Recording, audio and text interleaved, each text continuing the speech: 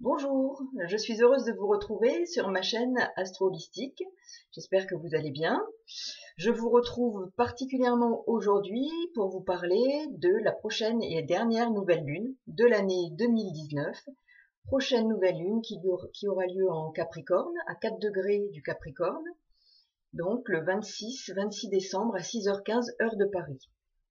Alors, le thème de cette nouvelle lune, donc nouvelle lune à 4 degrés, ici, du Capricorne. Vous avez aussi cette conjonction, donc nouvelle lune, je le rappelle, c'est une conjonction soleil-lune, le début d'un cycle.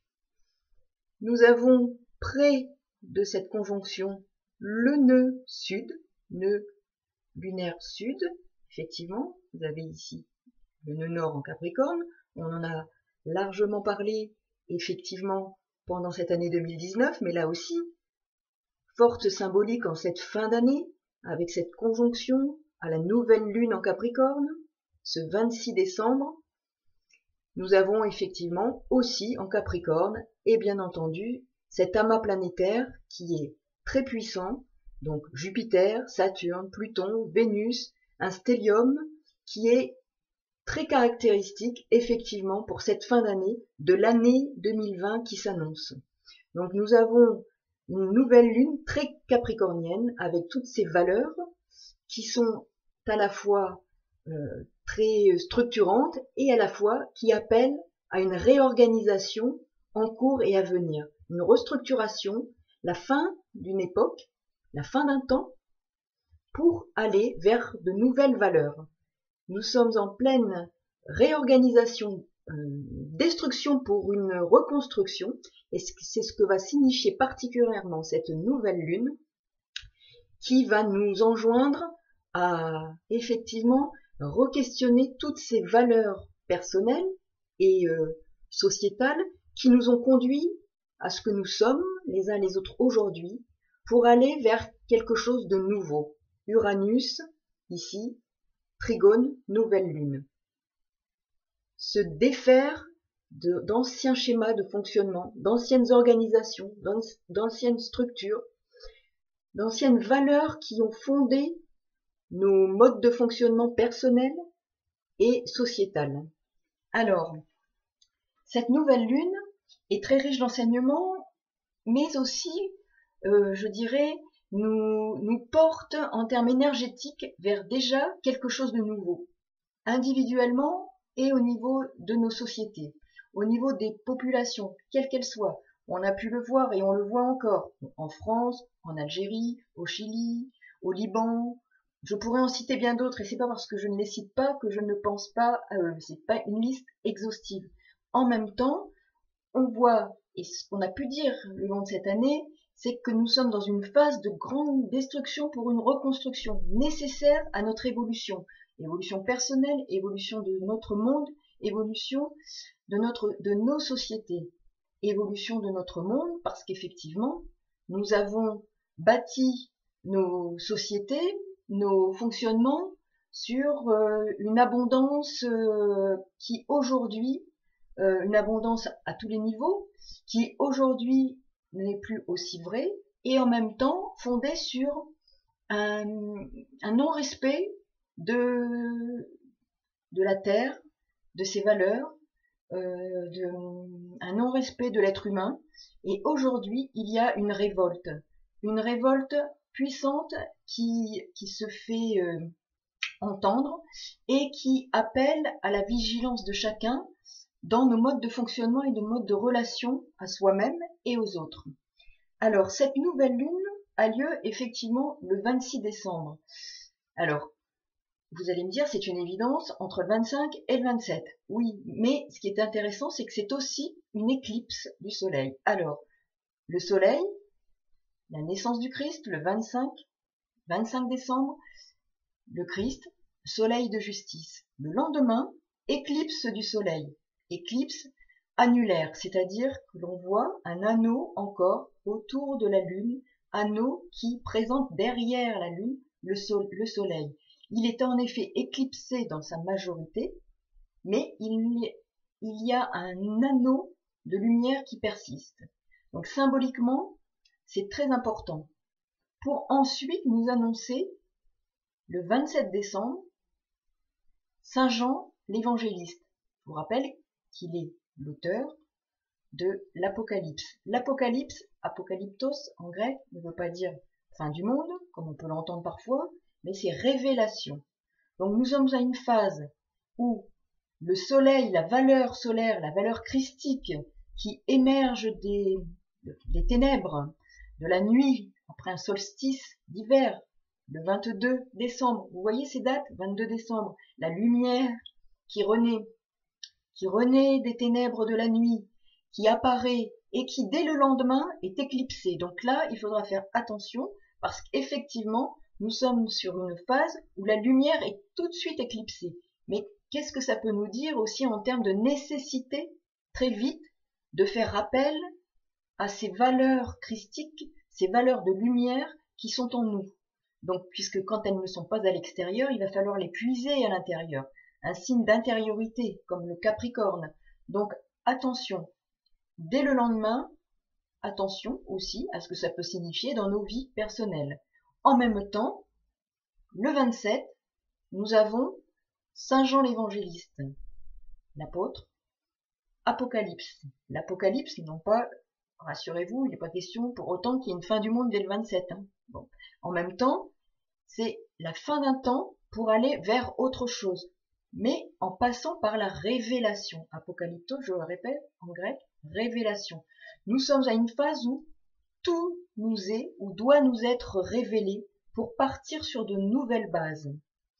Ce que nous enjoint également le trigone d'Uranus à cette nouvelle lune, qui annonce cette année 2020, puisque nous avons déjà, pour cette nouvelle lune qui annonce un cycle, en fin d'année, et en même temps c'est un nouveau cycle, qui annonce ce nouveau cycle à nouveau de l'année 2020, qui va être très marqué par cet amas planétaire en Capricorne, avec toutes ces valeurs capricorniennes qui sont à la fois remises en question par Jupiter, qui est lui en Capricorne, et qui est en chute en Capricorne, donc pas forcément très à l'aise, parce que ces énergies ne sont pas celles du Capricorne, qui sont celles plutôt de Saturne. Donc là, nous avons Jupiter qui va tenter de mettre effectivement ces valeurs capricorniennes, je dirais, à l'amende pour, alors pas pour toutes, puisque le Capricorne a des valeurs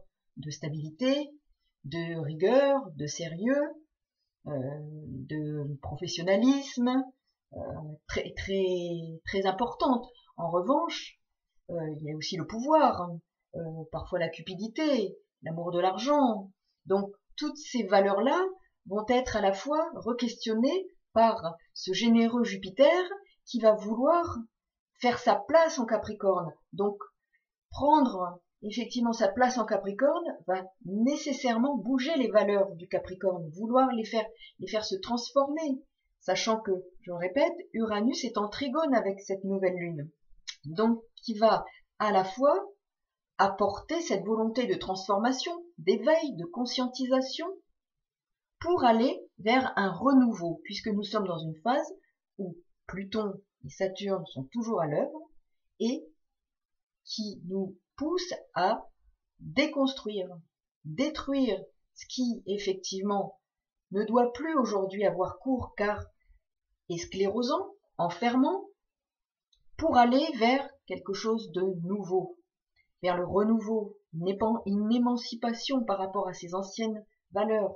Donc, vous voyez, nous sommes pour cette nouvelle lune vraiment sur un spot qui est mis sur, effectivement, à la fois l'axe des nœuds lunaires, nœud nord, nœud sud, ce nœud sud qui est quasiment en conjonction exacte avec cette nouvelle lune, donc qui nous appelle encore à un nettoyage, encore la nécessité de passer à autre chose, à la fois dans nos vies, de prendre conscience que ce que nous avons peut-être vécu en tant qu'épreuve dans nos quotidiens personnels sont à la fois pour certains nécessaires et quoi qu'il en soit font partie de notre cheminement de vie et nous demandent de prendre conscience de certains fonctionnements, de certains attachements qui ne doivent plus nous dicter nos comportements, que ce soit dans nos relations, que ce soit dans nos modes de consommation, qui doivent nous permettre d'évoluer vers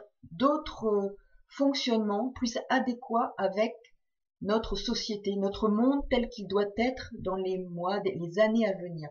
Donc oui, il s'agit d'une grande transformation qui s'annonce. Cette nouvelle lune annonce à la fois la fin d'une année 2019 et en toute fin d'année ouvre la porte à 2020.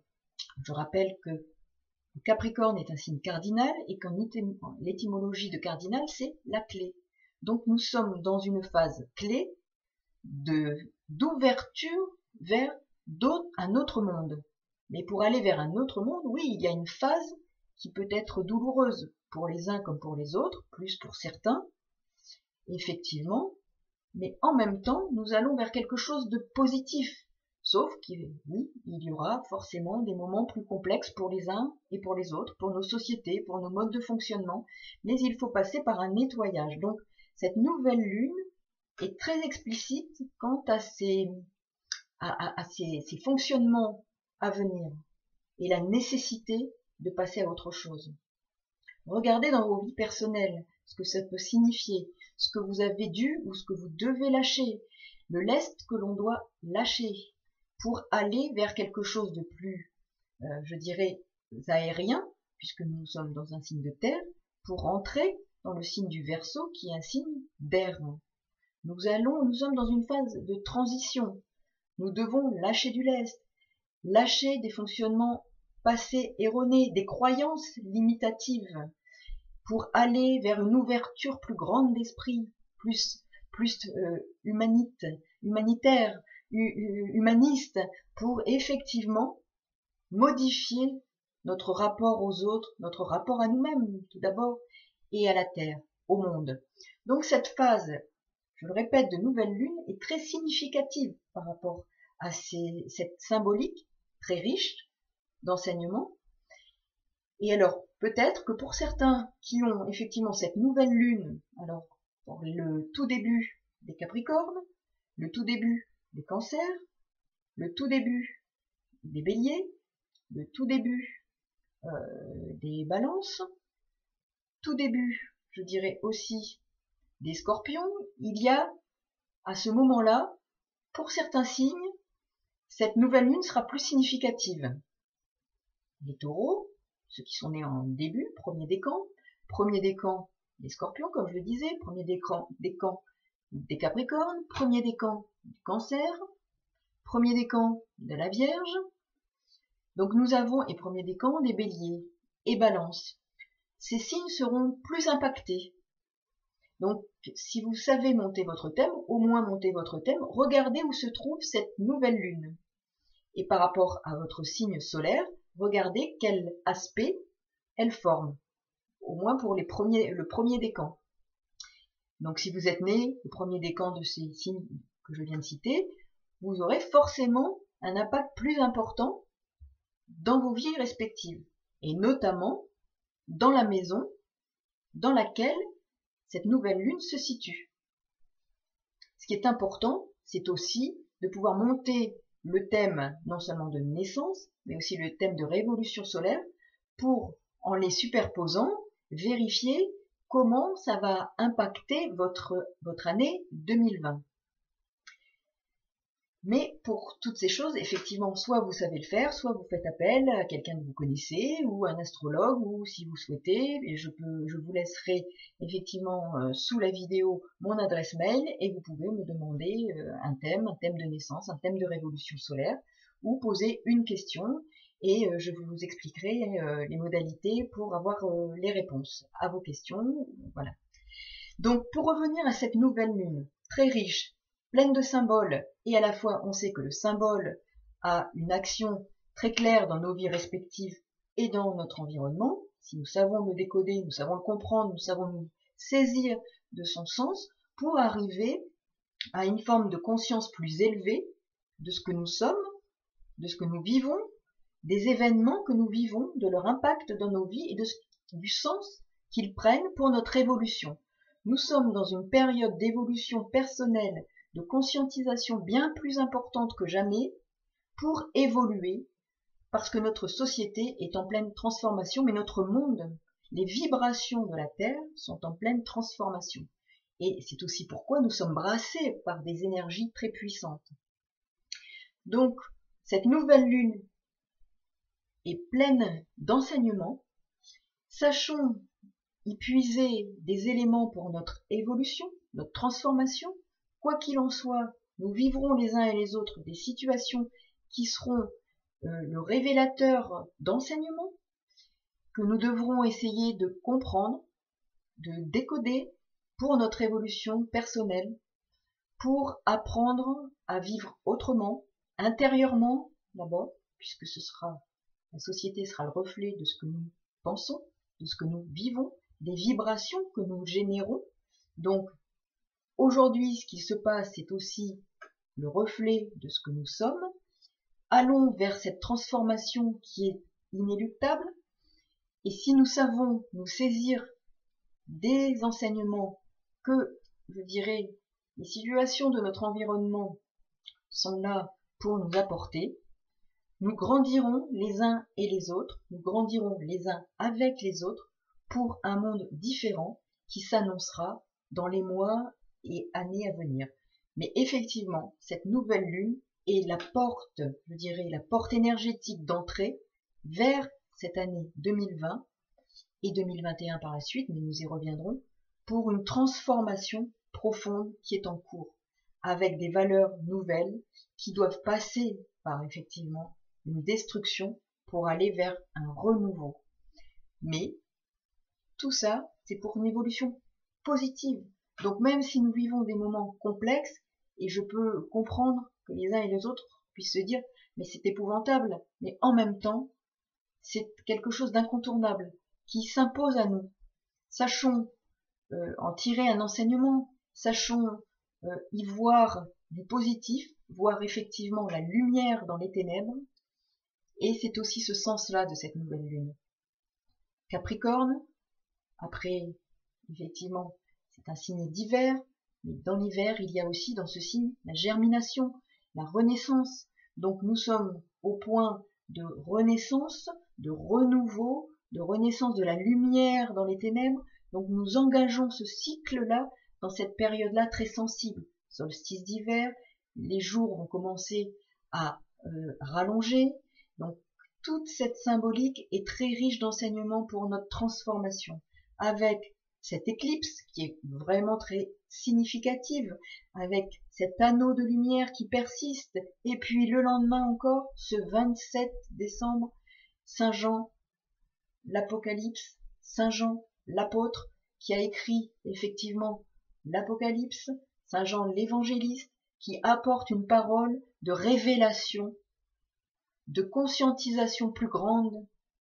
Donc, soyons à l'écoute, soyons attentifs à tout ce que cela peut nous enseigner personnellement et autour de nous. Regardez ce qui se passe autour de nous, regardez ce qui se passe autour de vous, et vous en tirerez des enseignements pour votre évolution personnelle progressive, pas à pas, comme la lumière qui, tout doucement, pas à pas, revient dans une nuit, dans les ténèbres, cette lumière christique qui apporte cette chaleur intérieure dans une nuit froide. Et je rappelle que Saturne, cette planète qui, au début, rocheuse, est une planète gazeuse et qui, malgré ce froid et ces anneaux faits de débris de glace, a un noyau particulièrement chaud, très puissant. Et ça signifie quelque chose aussi du signe du Capricorne, qui, malgré cette froideur, a en lui cette chaleur et cette sensibilité extrême. Et nous voyons dans cette nuit de l'hiver, ce Capricorne avec cette chaleur intérieure et ce soleil qui renaît des ténèbres. Donc, prenez tous ces symboles les uns après les autres. Prenez le temps de les analyser pour vérifier dans votre vie qu'est-ce qui fait chaleur malgré tout, malgré peut-être le froid et les relations difficiles et les séparations, les deuils, les divorces, qui font que nous quittons un monde, quittons des attachements pour aller vers autre chose, pour une évolution intérieure qui peut passer par des étapes difficiles et douloureuses, mais pour un renouveau. Donc cette nouvelle lune est très forte et très puissante. Elle ouvre une porte dans ce signe cardinal qui est le Capricorne, avec cette clé qui nous est donnée aussi pour chacun d'entre nous dans nos vies, pour comprendre quelque chose, qui nous ouvre la porte de 2020. Voilà, je vous remercie pour votre attention, pour tous les mails que vous m'adressez, toutes les questions, mais aussi toutes les remarques, toujours très intéressantes. C'est avec beaucoup de plaisir que je vous lis. Donc, merci de continuer. Et puis, je vous souhaite de très belles fêtes de fin d'année. Très belles fêtes. J'espère que vous pourrez être entouré par les gens que vous aimez, qui vous sont chers. En tout cas, sachez que vous n'êtes jamais seul et que le monde qui vous entoure, parfois invisible, est aussi très présent autour de vous, et que je vous souhaite par ailleurs une très belle fête de fin d'année, de très belles fêtes de fin d'année, et beaucoup de courage pour ceux qui vivent des moments difficiles. À très bientôt et au plaisir de vous retrouver. Au revoir.